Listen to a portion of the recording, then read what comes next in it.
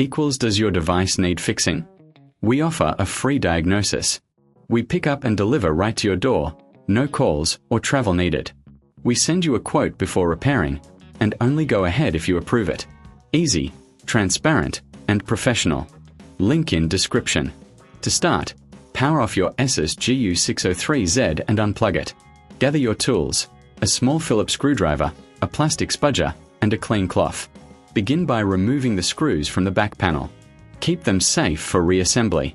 Once the screws are out, gently pry open the back cover using the spudger. Be careful not to damage any clips. Next, locate the keyboard connector.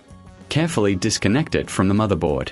Now, flip the laptop over and remove the screws securing the keyboard. Lift the keyboard gently, ensuring no cables are still attached. If needed, clean the area underneath with a cloth to remove dust and debris. Place the new keyboard in position and reconnect the keyboard cable. Secure it with screws. Reattach the back cover and screws. Power on your laptop to test the new keyboard. For a hassle-free experience, remember, professional diagnosis without obligation, pickup and delivery at your home, no calls, no travel, and a quote before repair. Enjoy your refreshed ASUS GU603Z.